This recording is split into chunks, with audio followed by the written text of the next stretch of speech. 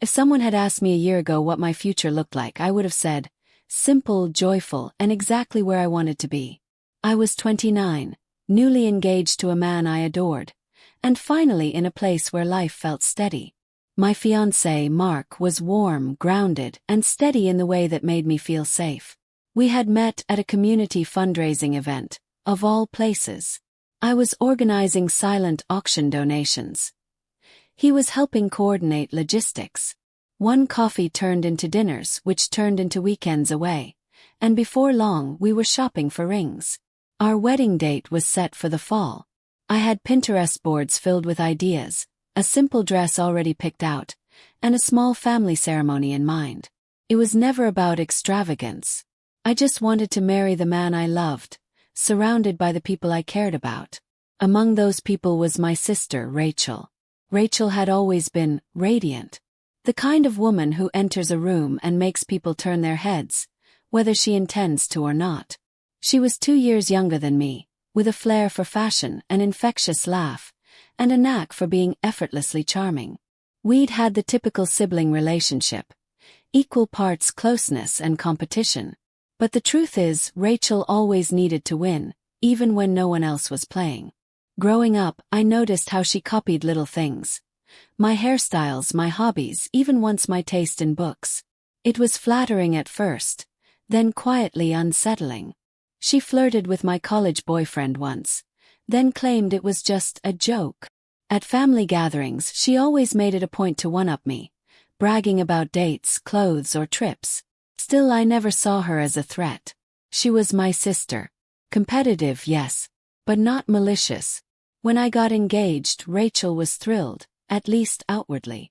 Finally, she said with a laugh, someone found you lovable enough to marry. I smiled through it, as I always did.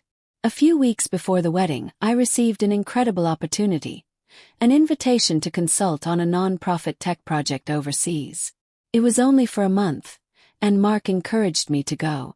You've earned this, he said. I'll hold down the fort. Rachel immediately offered to help with the wedding plans in my absence.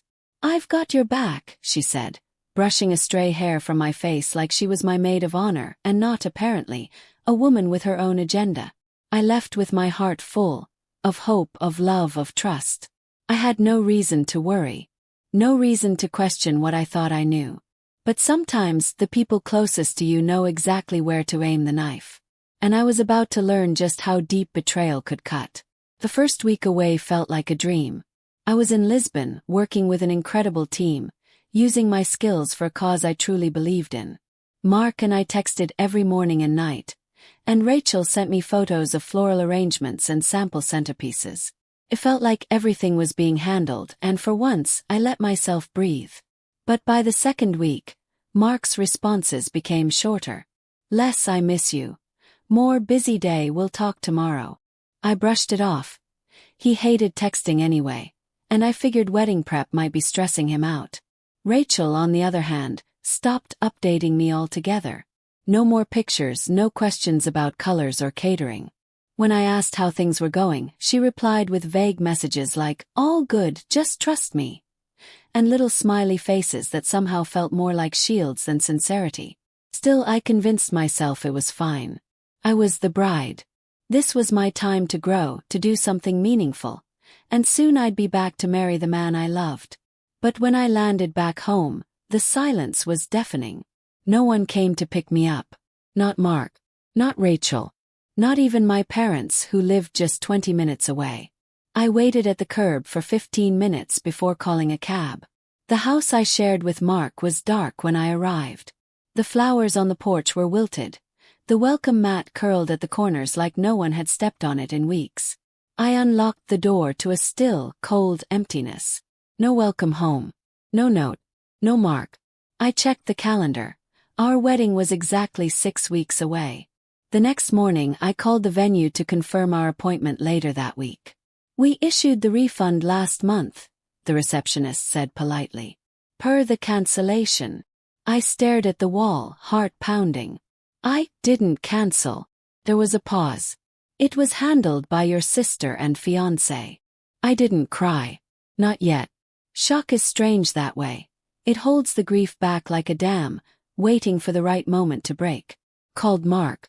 Straight to voicemail. Called Rachel. She answered on the third ring, cheerful and breathy. Hey you. Back already? Where's Mark? I asked flatly. There was a pause. He's busy. Why don't we meet later? I'll explain everything. But I didn't need her to explain. A friend, Melissa, who had always been a quiet observer of our family's dynamics, came over that afternoon. She didn't greet me. She didn't offer a smile. She just sat down beside me on the couch and said, I didn't know how to tell you. But they've been together for weeks now. And blinked. Who? Rachel and Mark. The words didn't land all at once. They sank in slowly like stones in water, dragging my breath down with them. They've been seen at dinners, holding hands. Your mom said it was just confusing timing. But it's not. Rachel told people you knew. I felt the world tilt. I couldn't decide if I was furious or numb. That evening I drove straight to my parents' house. They were in the kitchen, sipping tea like everything was normal. I know, I said quietly. My mother set her cup down. My father wouldn't meet my eyes. Rachel appeared in the doorway, perfectly dressed, not a strand of hair out of place. Well, she said with a shrug, you were gone. And Mark and I. We just realized things. I stared at her. You planned my wedding while sleeping with my fiancé. Her smile didn't crack. You were never really right for him. He chose me. I think that was when I truly saw her. Not the polished version but the woman underneath. Cold. Calculating. So desperate to win, she didn't care what she had to destroy. And my family. Some looked shocked. Others didn't. It was clear who they'd chosen to believe. So I walked out. Not because I was weak. But because I would rather lose everything than beg for scraps where I was never truly loved. For weeks, I didn't leave my apartment. I didn't answer texts or return calls. The curtains stayed drawn. The world could keep spinning without me for a while. I had nothing left to give it. Grief is quiet when it finally settles. It doesn't scream or wail. It just lays itself over everything like a fog. I moved through my days like a ghost. I'd stare at my reflection in the mirror and barely recognize the woman looking back. At night, I'd lie awake replaying everything. Every glance, every comment, every moment I had dismissed as harmless. Rachel's too sweet tone when she talked about Mark. You're lucky he puts up with your little projects, she once said, laughing like it was a joke. Mark's sudden shift in energy whenever Rachel entered the room. The way his attention would subtly drift. I told myself I was being paranoid. I was so desperate to believe they loved me. And then there were the moments I ignored because I wanted to trust them. I wanted to believe that love was enough. That family meant something. That I mattered. But they had both made choices that told me exactly what I was worth to them. Nothing. I cried in private. I screamed into pillows. But eventually something deeper kicked in, resolve. Not to forgive them. Not yet. But to not let them destroy the only thing I still had, myself. I started walking again. Just around the block at first. Then to the park. I picked up my journal. Poured out the ache and confusion in jagged, unfiltered lines. Each entry peeled away a layer of pain. And slowly I began to feel again. People think healing is a grand gesture. A trip, a makeover, a new romance. But it's not. It's brushing your teeth every morning even when you don't want to. It's cooking a real meal instead of ordering takeout. It's remembering that you existed before they broke you. And you can exist again after. And here's the thing no one knew. Not even Rachel or Mark. I hadn't just been away on a vacation or a volunteer trip. I had been gone building something real. While they were sneaking around behind my back, I was in Lisbon finalizing a quiet but powerful deal. My startup had just landed its first round of major funding. A tech solution I had been developing for nearly 2 years, a platform designed to bridge gaps in digital accessibility, had finally found its moment. Investors saw its potential. A grant had kicked in. And just before I came home, I had signed the final documents that made me the CEO of something that mattered. I had come back ready to share that news with the people I loved. But instead I came home to silence. So I made a different choice. I poured myself into the work. I spent sleepless nights refining, building, leading. The heartbreak fueled my focus like nothing else could. I was done waiting for applause. Done waiting for validation from people who only saw me as small. Because while they were playing at love and betrayal, I had built something that couldn't be stolen. And I wasn't done yet. Most people assumed I left to escape. That I'd gone off to find myself in some hazy, romantic sort of way. But the truth was far more grounded, and far more intentional. Months before the betrayal, I had been working on something quietly. While Mark and I were still planning a future that apparently only I believed in, I had been nurturing a dream of my own. Something separate from love, from family, from expectation. Started with a simple idea. Accessibility in digital design. The kind that gave people, especially those often ignored by mainstream platforms, a fair, usable space online. My background in UX design had given me the tools, but my heart had given me the reason. I wanted to build something that wasn't just sleek or marketable. I wanted to build something that mattered. When I got the chance to travel to Lisbon for a development fellowship, I took it. Mark had supported the idea in theory, but I could already feel him pulling away, distracted, distant. I thought it was just long-distance strain.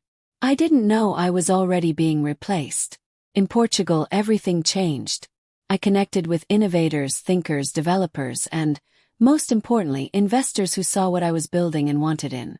I spent sleepless nights tweaking code, pitching prototypes, drinking too much espresso. And it worked. I secured seed funding. I brought on a partner. Someone sharp, empathetic, and honest. We filed under a new name, NovaBridge Technologies, with me as the anonymous founder. I didn't want press. I didn't want attention. I wanted peace, and the freedom to create without being questioned. So while my sister was stealing my wedding dress and my fiancé, I was quietly becoming something entirely new. When I came back and the betrayal hit, it would have been so easy to shatter. And for a moment I did. But grief gave way to fire. I moved into a new apartment on the edge of the city.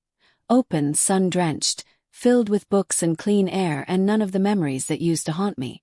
I surrounded myself with people who actually saw me. My team at NovaBridge became my second family. Developers in Berlin, accessibility consultants in Nairobi, a sharp-eyed project manager in New York who reminded me that confidence and kindness could coexist. We grew. Partnerships with schools, libraries, nonprofits, licensing agreements, international traction. Our product began making waves in industries I never thought I'd touch. And the best part, no one in my old world knew. I didn't post about it. Didn't flash photos on Instagram or give vague, humble brag captions.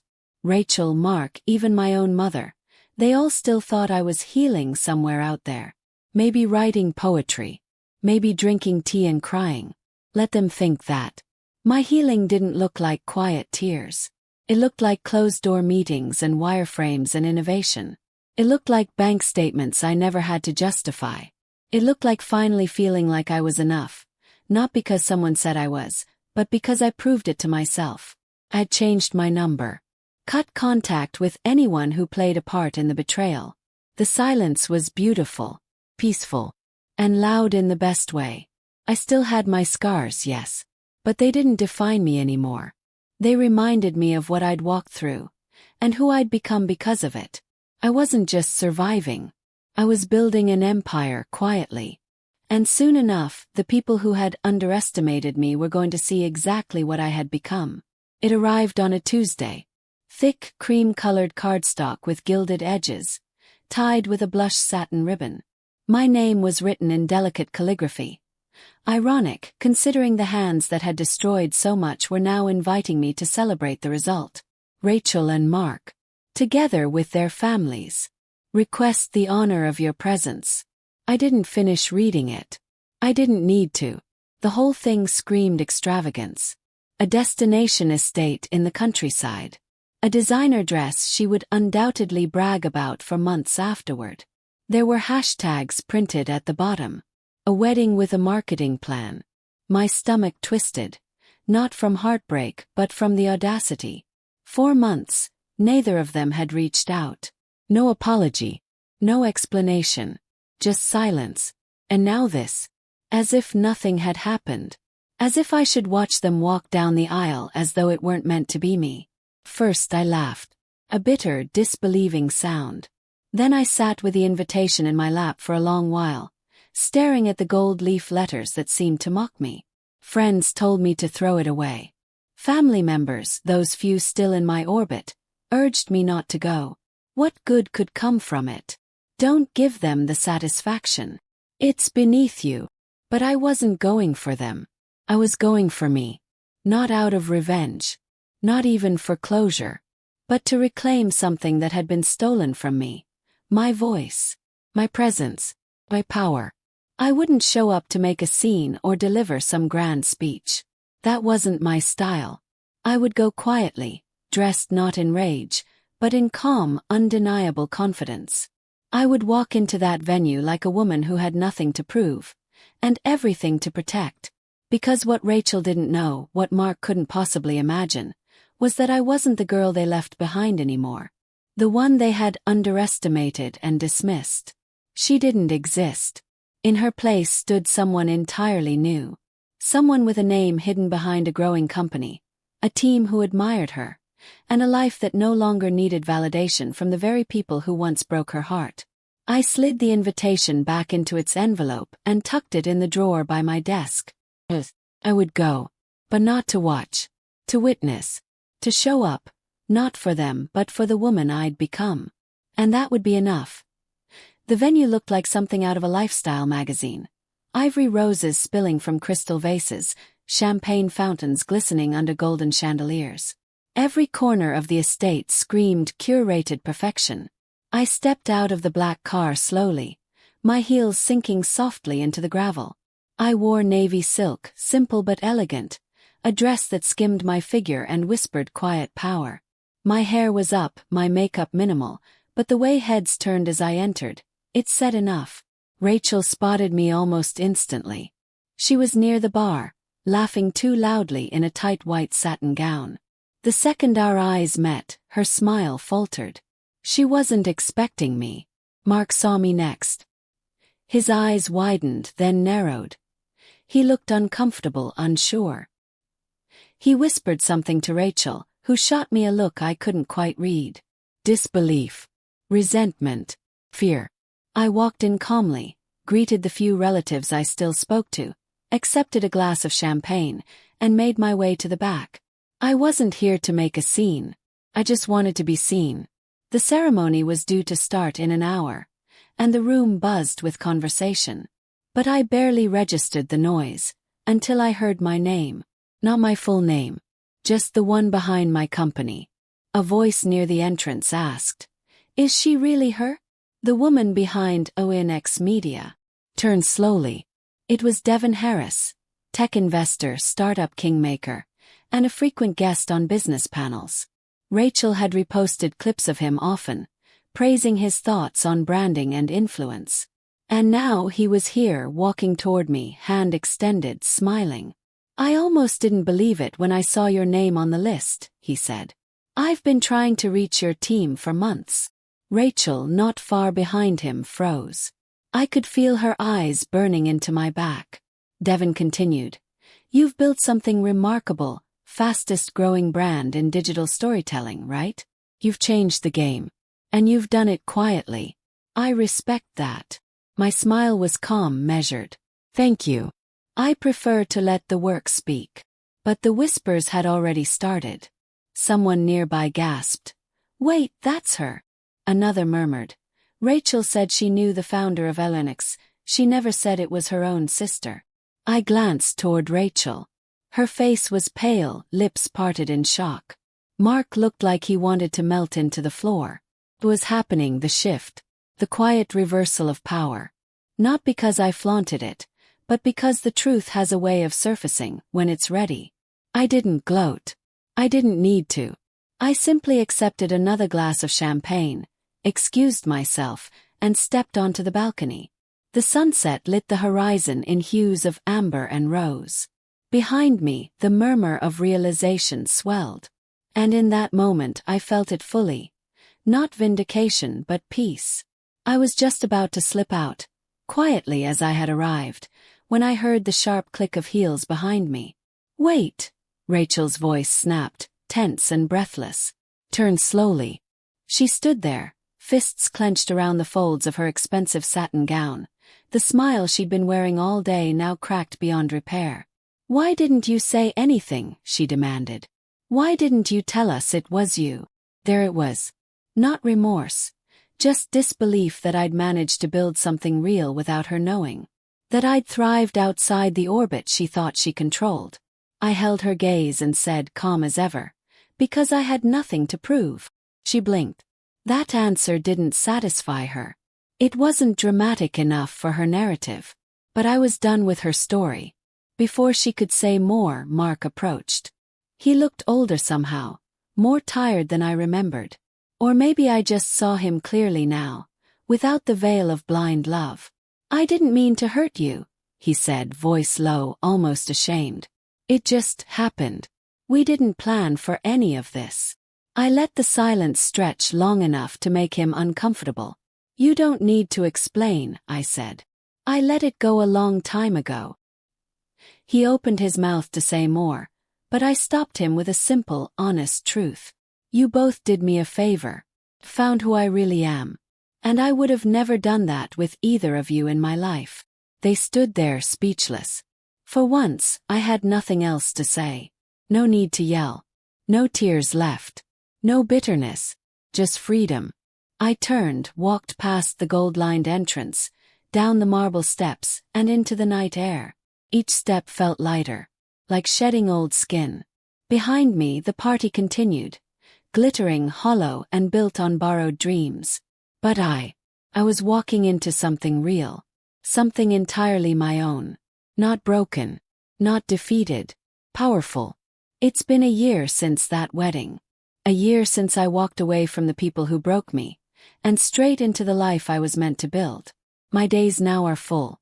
Meetings with partners across the globe, evenings spent painting on the balcony of my new apartment in the city, weekends flying out for speaking events or quiet retreats in places I once only saw in magazines. The startup I built has not only grown, it's thriving, profitable, respected, and most importantly, mine. There's someone new in my life too. Someone kind, gentle.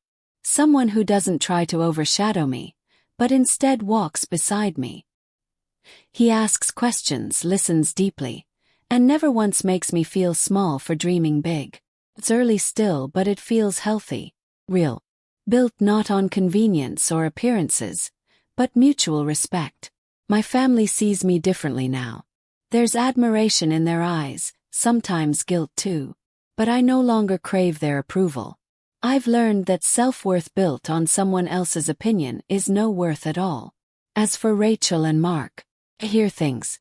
Quiet whispers from mutual acquaintances. That the shine has dulled. That they argue often. That their perfect image is beginning to crack. I don't revel in their misery, but I won't lie.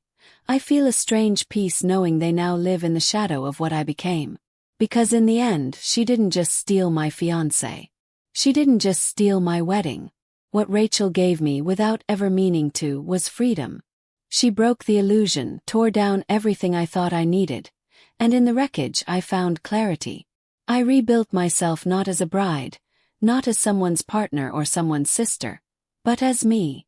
And what I created, it's far more beautiful than any ceremony could ever be.